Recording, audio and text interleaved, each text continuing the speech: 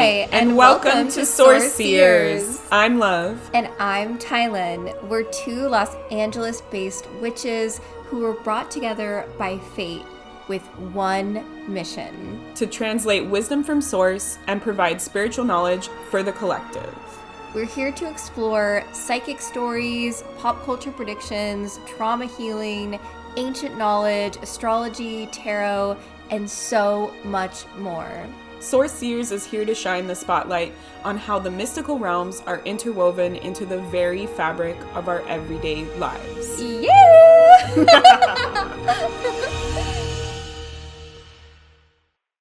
Hi, welcome back to Source Seers. We're in episode 2, and it's 2025. Happy 2025. We're getting into it today. What is in store for 2025? Yesterday was 2020, and today is 2025. I don't know if ever...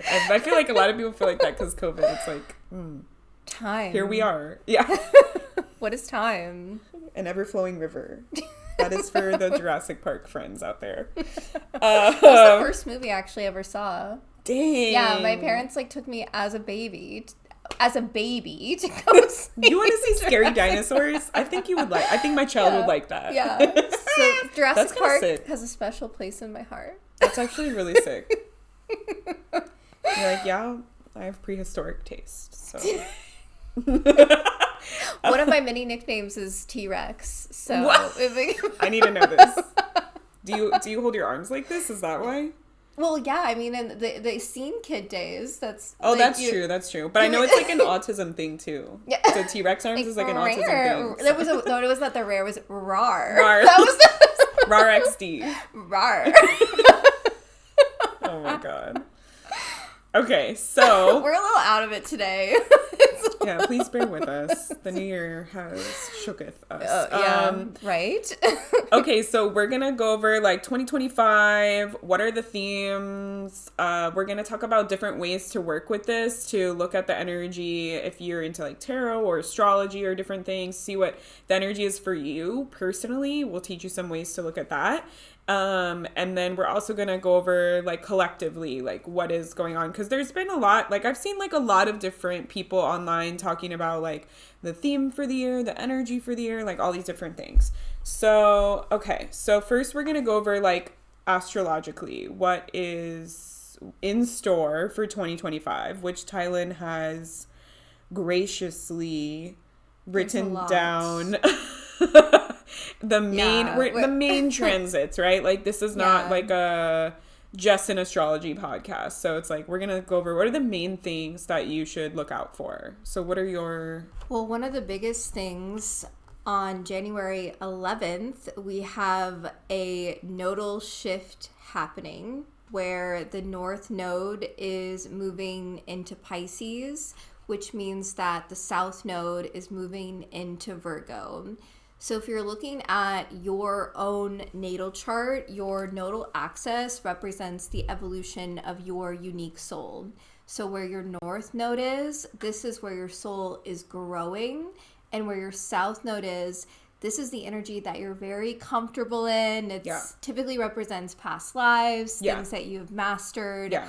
They say it was your sun sign in a past life. Yes. Yeah. But as a collective shift, it typically means that the North Node is what we are moving towards collectively. Yeah. And the South Node is what we are seeking to release, what we are letting go of. Yeah. So the way that I think about this axis in general, Pisces is a mutable water sign. So I think about it the entire ocean, oceanic consciousness. It's super mystical, which that is a part of this transit for the collective, is to have a deeper understanding of what spirituality means for them personally, for all of us to experience that connection to oneness.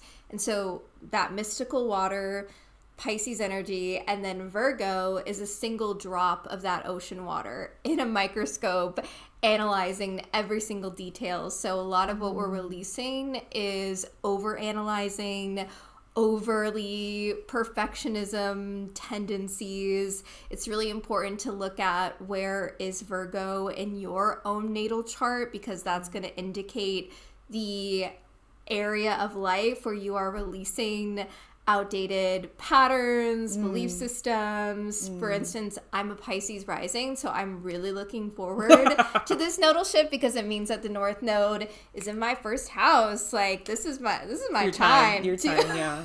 to shine. But then I'm letting go and releasing things in relationship dynamics that are no longer serving me. So we'll see what comes of that, because my yearly lesson card is the Lover's card. So lots of like love and relationship stuff coming up for me. And we're going to show you how to find your yearly lesson card too. Yes, we're going to dive into that, but that is a really big transit that I wanted to know. Do you want to share anything on that nodal shift? So few things that I want to share. Number one, if you're like, what the heck is all of that? Like an example, so where the nodes, north and south nodes are right now is the Aries Libra, and they recently switched. So if you're like in the LA area or interested in the news at all, like when they switched was when like the writer's strike happened last year. So you can kind of see, like, even if you personally don't have, you know, the Pisces Virgo as your north and south node in your own natal chart, like where they were when you were born, it still is more of a collective type of placement, like Tylynn was saying. So you kind of saw, like with the Libra Aries, there was a lot of themes of Libra and Aries of justice and equality and taking actions on things. And so we saw that a lot from society. There was not just the writer's strike, but many different like unions and strikes and things like that, which is kind of where we're at with the equality and the fairness, because literally no one in our government practices that, I feel. So now that we're moving into like the Virgo Pisces, like you said, it's like organizing, clearing out, cleaning, and like connecting with the collective, dreaming, being in this like fantasy, like feeling space. So yeah, looking where Pisces and Virgo are for you in your chart, what house they're in, will help you understand like how this energy is going to be filtered through your life. And then if you do have Virgo and Pisces as your north and or south nodes, even if it's reversed, this will be like a nodal return for you. So what they call a nodal return just means when you were born, the north and south nodes were in those two signs of Virgo and Pisces, and now they're back in those two signs. So you're in the space of the nodal return where it's like coming back into you. So that's going to be like even more important for you if you do have your north and south node in Virgo or Pisces, because it's like not just collectively, but also on a personal level. It's activating where your soul is being called to go, your like Tylynn said. Yeah. So that's a big transit. Okay, what's next? I'm really looking forward to seeing the art that comes from this nodal shift, because, and the Aquarius, there's gonna be a lot of art because the Pluto Aquarius. I'm really excited to see how we all can understand that we are a part of oneness. We are all a part of source consciousness, and how can we collectively come together and see that. I feel like this is going to be a time where we release the separation tactics and the principles and the division tactics that have been so heavily present on the planet right now. And so I'm looking forward to seeing what occurs from that. Another thing I want to note, just because I love working with the asteroid goddesses, Vesta, who is the high priestess, she will be in her home sign for a lot of this year. Vesta will be in Scorpio. So it's really important to take a look at how we are devoting ourselves to understanding the deeper aspects of our shadow, our psyche. I feel like with the North Node moving into Pisces, collectively, we are going to see people starting to have a deep devotion to their spiritual practices, whatever spirituality means for you. And Vesta and Scorpio saying, okay, how are you devoted to that? So that's going to be from January 2nd all the way until September 12th of this year. Oh, wow, yeah, most of the year. So most of the year she's going to be in her home sign. We're also entering into 2025 in a Mars retrograde. And on January 6th, Mars will go retrograde back into Cancer, which is where Mars is in his fall. And it's my natal placement. I have natal Mars in Cancer. Well, actually, I personally, as an astrologer, I really love planets that are in fall and detriment, because if you think about, if you move through like a challenge or difficulty, you gain an extra grit about you. You have an extra resilience. You have this endurance about you. And that's something that I really deeply appreciate. And something with Mars and Cancer is you're taking the motivation, the drive, the physicality, the action, and you're pouring it into Cancerian themes, which are nurturance. And that's literally what I do for a living. I use my physical energy, I use my drive, and I nurture humanity. So we'll see what comes from that, though, because it can be like a knife's edge, where the Cancer energy with Mars can be very like passive aggressive. Yes. But it's also, again, how are you using your physical energy to nurture not only yourself but others. So it's time for self-care. We're also going to be entering into a Venus retrograde period towards the beginning of the year. I don't know if we want to super dive into that, but that's going to be a thing, because the one thing I do want to say about that is I've read from other astrologers that looking at a because of Mercury retrograde is like the main one that like everyone like is popularized now. Like people are kind of like conditioned to think like, oh no, anything retrograde is bad, like, oh, everything's gonna go wrong.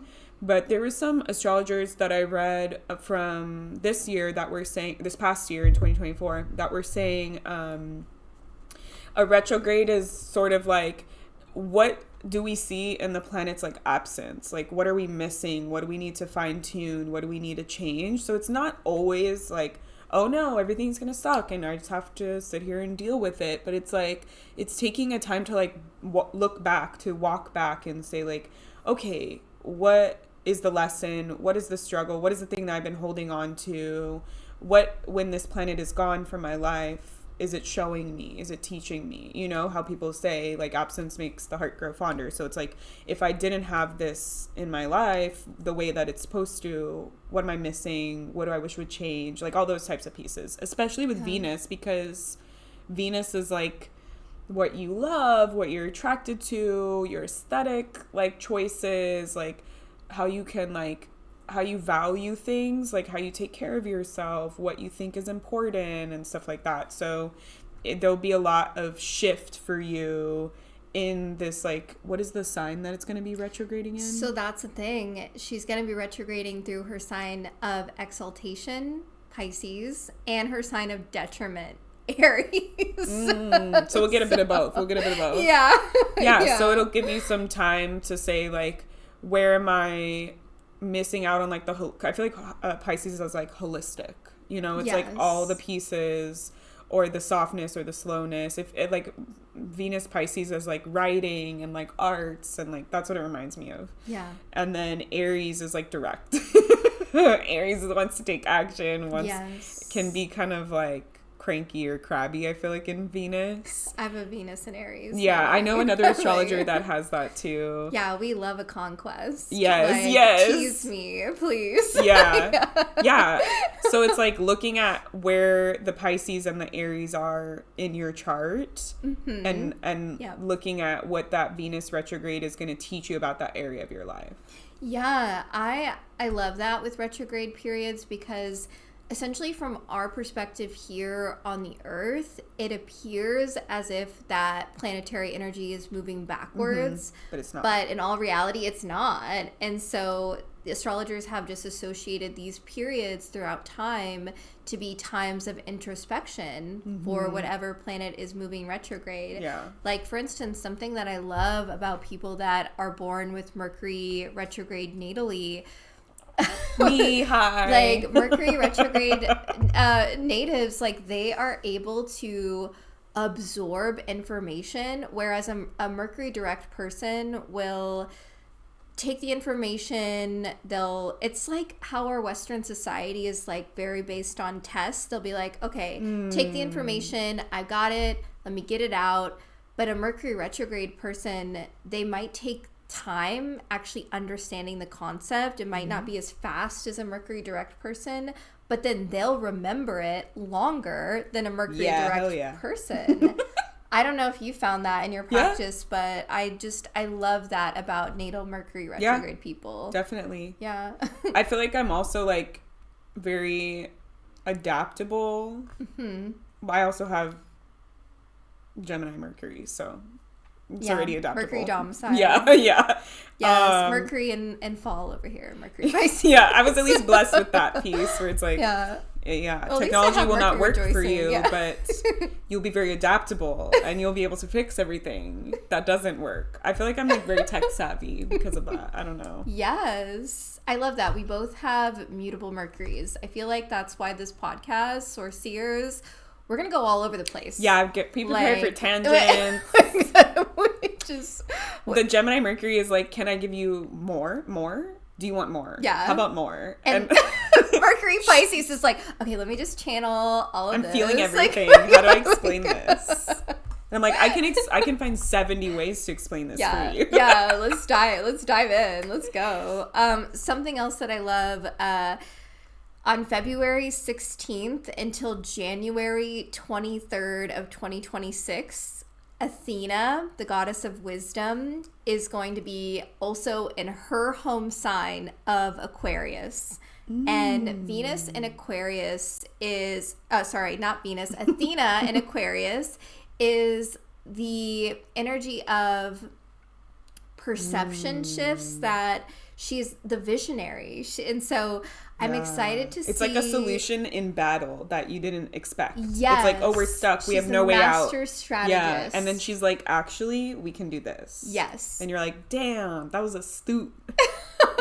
Which is where I have my natal Athena. I have Athena at 29 degrees of Aquarius. So I'm excited to see how her transit supports Pluto moving into Aquarius, having her as this multifaceted goddess, supporting systems, right? Because she's a warrior-esque goddess. And right now on the planet, we do not have systems that are for the people, that support the people. And so I'm really excited to see what she does with this long freaking transit from February 16th all the way until January 23rd of next year with her in her home sign. I feel like her and Pluto are going to be like strategizing on the battlefield. Yes, for sure. Like this is a time of revolution, and we see that as throughout history. Pluto moving into Aquarius. These are times. Has Athena ever worked with Hades in any of the lore? In any of the? So I believe that there was something with Hades losing his helm or someone stealing the helm. Maybe this is like just me like having dreams about this because I have Athena on my ascendant, but I do have a feeling of like retrieving the helm for Hades, his helm. I don't know. That would be sick. That sounds metal. So yeah. Because I mean, Athena does work with the owl medicine, and the owl sees into the darkness, the depths of the darkness, which is also very Hades-esque. Yeah. Owls are associated with death and like Native American lineage. And Athena and Persephone are like besties, so there's that too. And Persephone is the queen of the underworld, the queen of Hades. So yeah, I wanted to mention that because I feel like that's really, really important. And then, we have a very important shift happening. Neptune dipping into Aries on March 30th, and then Neptune will retrograde back into Pisces on July 4th. But we have some of that transit that is going to be peeking through for the collective to just, Neptune's just dipping their toes into Aries for a little bit, and then we'll go back into Pisces. But this is a really big transit because essentially this will be until 2039 of Neptune and Aries, which in meditation on this, Neptune was showing me that there is going to be the frequency of the warrior that is going to be implemented throughout the entire collective, because the way that I work with Neptune is I see Neptune as this mystical hazy fog. We can all see it, but we can't quite reach out and grasp it. And that's the higher spiritual principles. Sometimes it is difficult to grasp that on a human level, but it's permeates the fields, and Neptune sort of has glamour magic and illusion pieces to it. So Neptune was showing me this warrior energy and how it's permeating the fields, and that more people are being asked to step into their warrior frequency. And we're also seeing how leadership is meant to be inspiring. Aries is the first sign of the zodiac. It is the leader. And with Neptune moving into Aries, we're going to be seeing illusions around current world leaders just crashing, burning to the ground. Continue on the path. I'm excited. Like, yeah. Do you feel like it's more like, I'm a warrior who, I feel like because Neptune, it's like high intuition, but like you said, there's like a mist, so you're like not sure. Yeah. But I feel like with the energy of Aries, it can be like, okay, I'm just going to take forward action because I trust it. Or do you feel like it's going to be more like, okay, as I'm in my warrior, whatever area of my life that comes out in, I'm going to need to like meditate more, go inward more, because it's not as clear. Well, Aries is a sign that trusts their instinct. So I feel like collectively, we're all going to be trusting our instinct so much more. That's good. And I also feel like this transit is going to impact people on an individual, personal level, in the sense of how is our identity impacting the entire collective. So what is the roles that we are playing as our identity, and strengthening those roles? Like, this is my identity and I'm strong about this. And I also feel like Neptune and Aries is going to support the collective in having individual experiences with oneness, because Neptune in Pisces is like, yeah, like, come to the church or come to this event and we'll facilitate this experience or this connection to the grander mystical realms above for you. Whereas Neptune in Aries is like, this is on you to have this experience for yourself, to connect to oneness. And I feel like people are going to have that energy within of like, this, I am guiding myself in this, but also the understanding that we are all interwoven, we're all a part of oneness. And also, like, wherever you have Aries in your chart for till 2039 will have that energy in your life. So like, I'm an Aries moon, so my moon is going to be even more trusting your instincts. You're making money with your creativity. That's what's happening. Yeah, because they say like Neptune is like also psychic, or making money, or being successful on TV and stuff like that. So people might have shifts in there too. I also have like Neptune in my second house, so I'm supposed to. I have Neptune. Well, with this transit, we'll be moving through my second house, which is why I signed a lease. I'm going all in with my business, and it's like, yep, we're making money doing my spiritual work. Like, and it's in my fifth house, my Aries moon, so it's like creativity. So I'm going to be creating more till 2039, which sounds amazing. I love creating. I'm looking forward to it. I'm like, yes, bring in all of the money. Okay, so some other things that we've got going on. We have a really important transit happening. I'm so looking forward to this.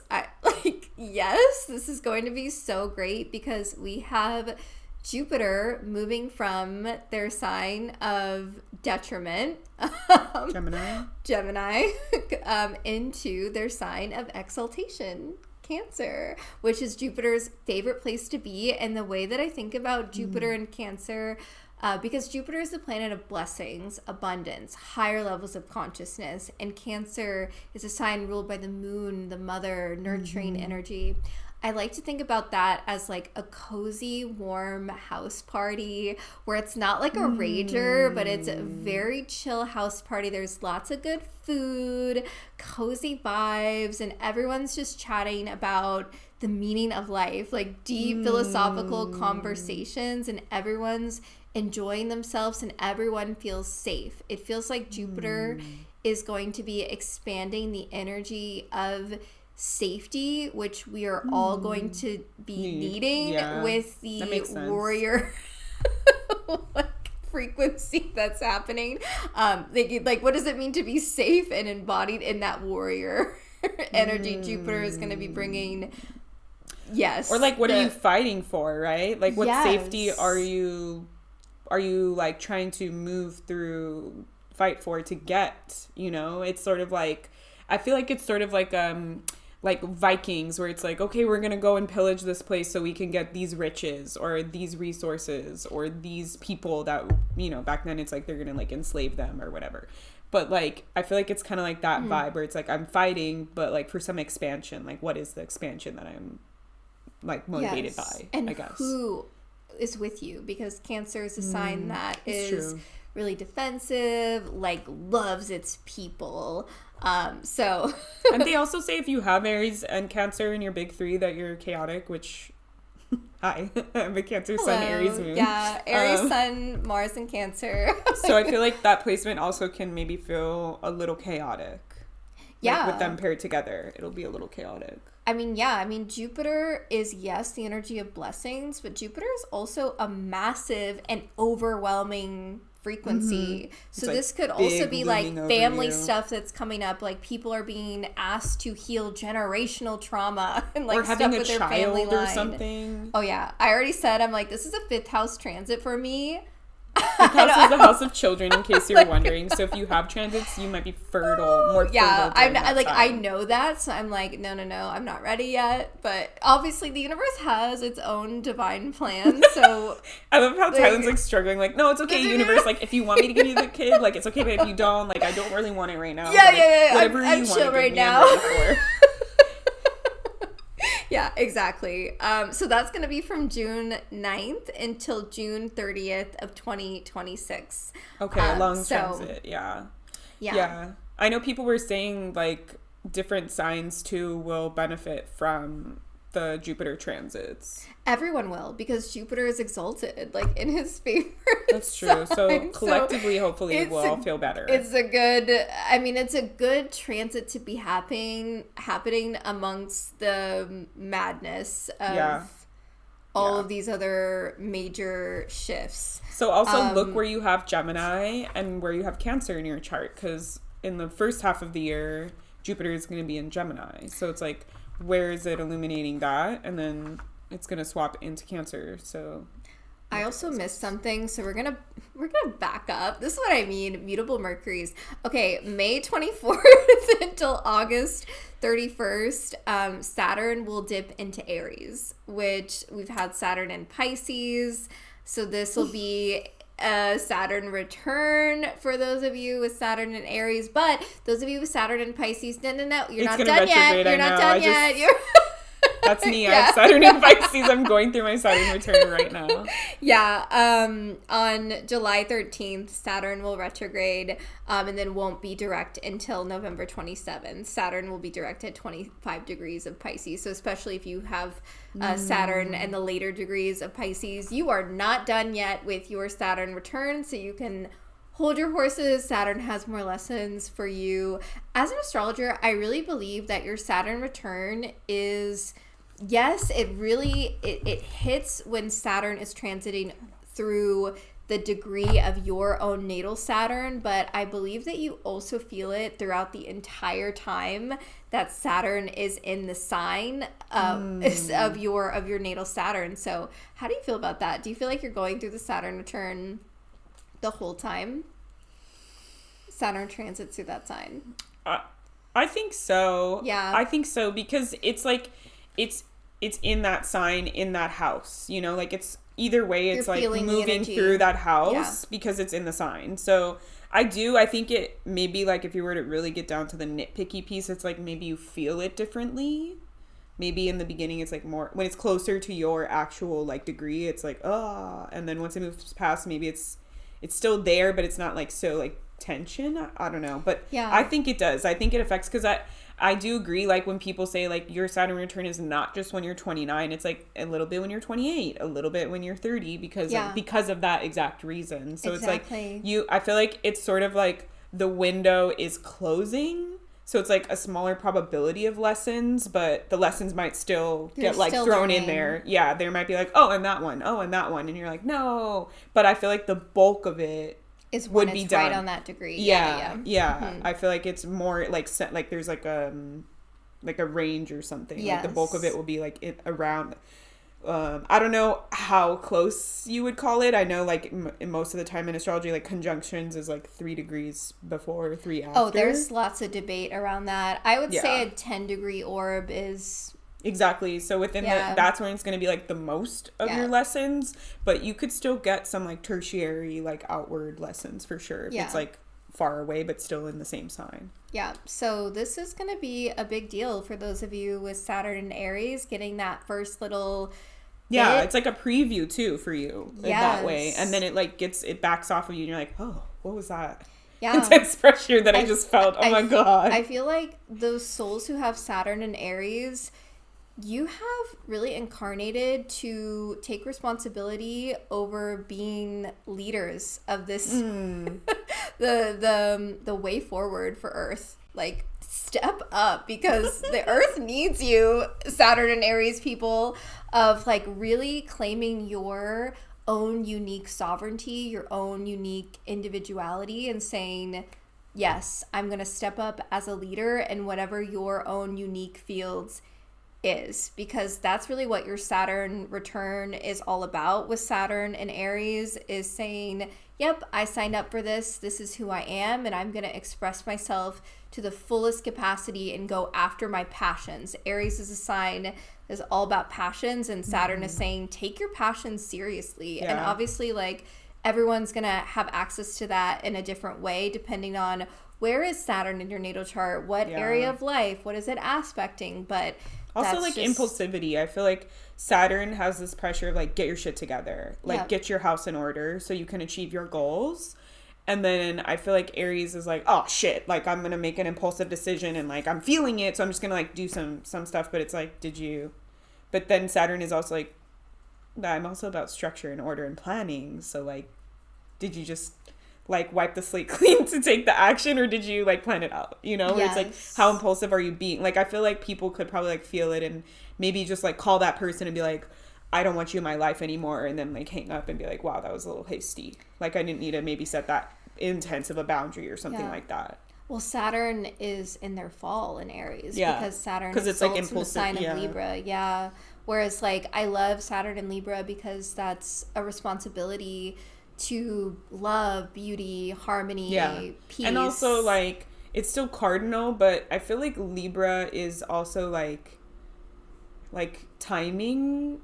I don't know. Like, I feel like it's like... balance, Yeah, proper timing, alignment, Whereas you're right, Aries is like, let's just go for it. It's a sign ruled by the ram. The time is now because I said it.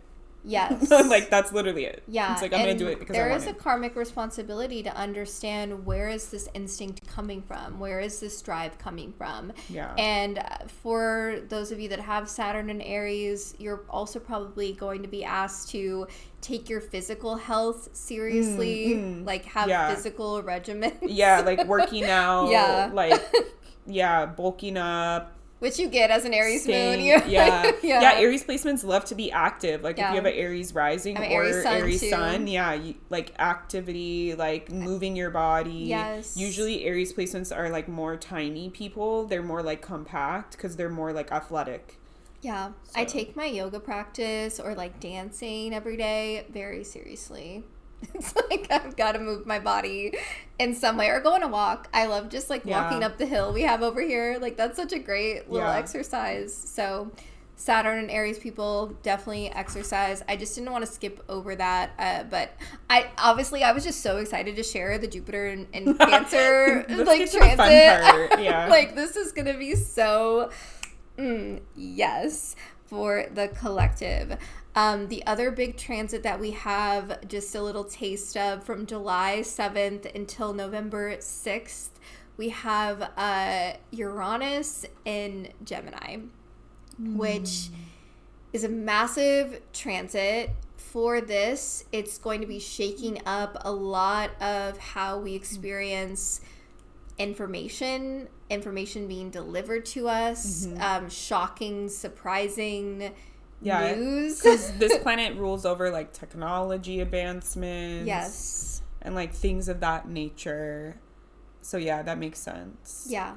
I feel like there'll be like, I don't know, I get this intuitive feeling that there's going to be like a lot more, because Gemini, it's like a lot more noise, like a lot more communication, a lot more, like everyone's kind of like, no, this is my idea. No, this is what I think. No, this, especially when you're talking about news, it's like people are just going to be throwing their opinions in the ring.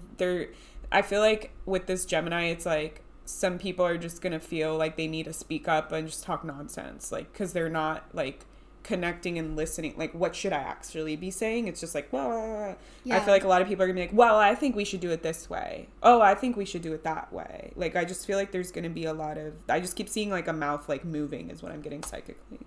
I mean, I feel like that correlines with Pluto and Aquarius trining Uranus and Gemini, because they're both air signs. And what Spirit has been showing me is we're moving into an era where we're releasing the Leo essence of what it means to be a star, like having all this attention placed on a very few people within the collective. I've seen that a lot with other astrologers saying it's like it's the downfall of celebrity, and more like healers will be more the like new quote unquote celebrity, like the center. We all have something to say, something to share, a voice. Yes. And that's why you're feeling that noise that's happening. Yeah, because it doesn't necessarily feel like it's bad that like people are just gonna be talking out of their ass.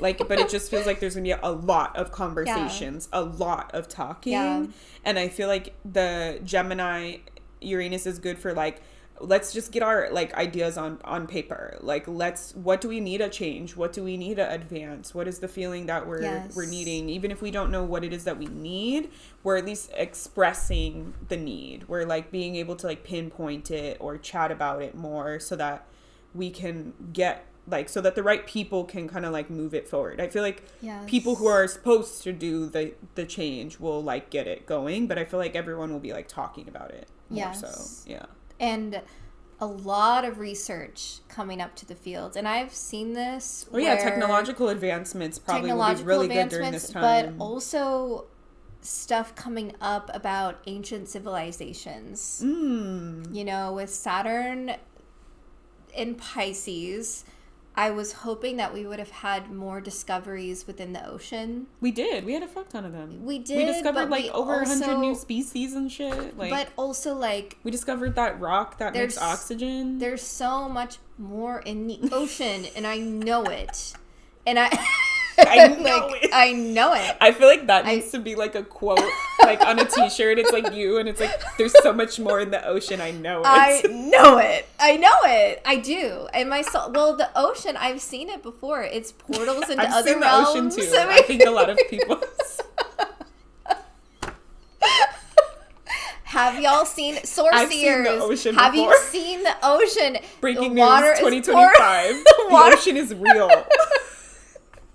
There are portals in the ocean to other realms. I'm serious. No, I saw that there's like people, I feel like I've seen like those like weird like parts in the ocean where it's like looks like a wormhole. Yeah, I've seen it in meditation with clients. I've seen.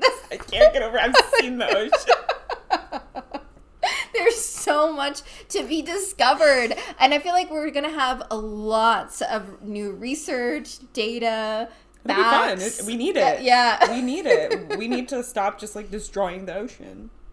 Yeah. And we need to understand what is there and the species, the energies, the beings that that are there, and also all of the ancient civilizations. I feel like that is what could be occurring from this transit. Yeah, we're gonna see what comes up, but I'm really I feel like excited. that's also like the Jupiter Cancer energy, expansive in the ocean too, right? Something else that I noted towards the end of summer, beginning of fall, we have a new moon in Virgo at 0 degrees on August 23rd, which is opening the portal for eclipse season. And then in September, we're going to have a full moon lunar eclipse, 15 degrees of Pisces. And then on September 21st, we'll have a new moon solar eclipse at 29 degrees of Virgo. So I just thought 0 that to was 29. really That is, fascinating of what are we... We're going through a lesson during that time for Yes, sure. Like we're ending and beginning. Especially because in the tarot, this year, true. The 2025, Hermit. corresponds with the Hermit. And the Hermit corresponds with Virgo energy. And then we're having the South Node in Virgo. So I'm like, what intention are we setting on that day, August 23rd, of something that we're releasing within the realms of Virgo? And I feel like we're going to be releasing outdated health model structures, and we're already starting to see glimpses. That'd be sick if we get free healthcare by August. That. I mean, we'll see. But I feel like more people are going to be taking their health serious of the understanding that our body truly loves us, and our body is always seeking homeostasis, and it's just about aligning our bodies with the proper tools, because we're all different, we're all so unique, and our bodies need different tools to function. And I feel like we're going to start seeing a system where healthcare, we're moving into a space where it's like that has to be more accessible for people, or we have to have better systems in terms of healthcare, especially preventative healthcare. Like, please, insurance companies, let me be a practitioner. Like, it's wild how many insurance companies I've called as a practitioner of health. I'm a massage therapist, and they're like, oh yeah, our panel is closed.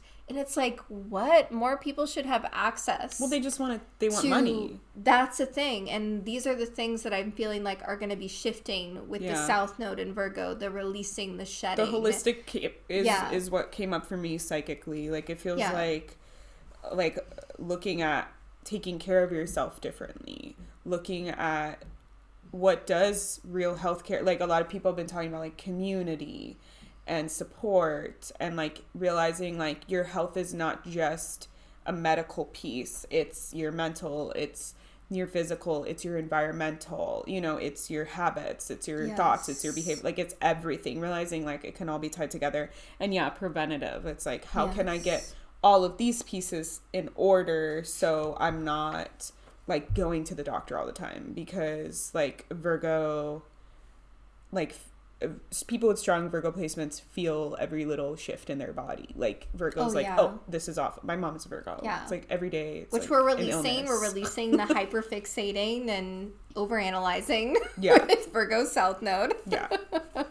I feel like that's really the bulk of the transits that are happening. Okay. I mean, obviously we have Mercury retrograde periods and which happens the retrogrades are normal. We'll deep dive into each lunation as we go more into the year with y'all. So this is sort of just like an overview. But we're going to break down the Hermit piece that Tylynn mentioned and the numerology piece, but we're going to take a little break. Okay, so we just realized we were talking about astrology for like an hour. There's a lot for 2025, so we went in. Yes, a lot of astrologers were saying like all of the signs will be in, all of the planets will be in new signs in 2025. So it's a lot of like fresh new energy. Like Tylynn was saying, like these trends will be here for like 20 years, right?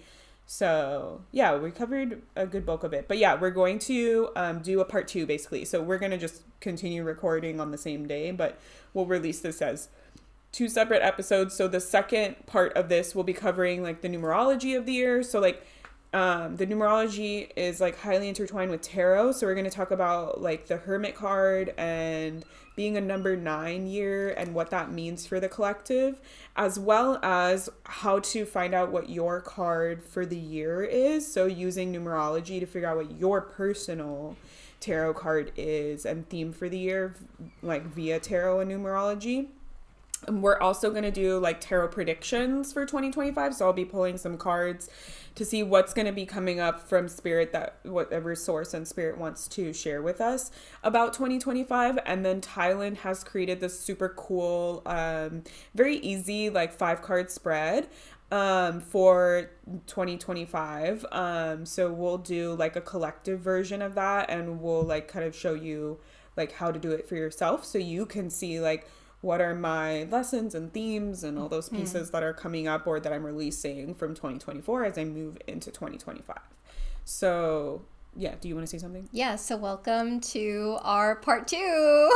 It's the tangent, a whole episode of, no, I'm just kidding. We just have a lot to say. All right, we'll see you in the next episode. Bye. Thanks for joining us for another episode of Source Seers. We can't wait to hear your take on all the magic we talked about. Follow Source Seers on IG and all other platforms to let us know your thoughts and get involved in our community.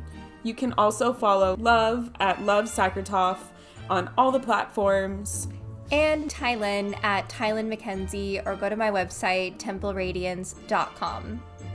We'd love it if you could leave us a review on Spotify, Google, or Apple Podcasts, and share Source Seers with anyone you feel might benefit from magical community right now.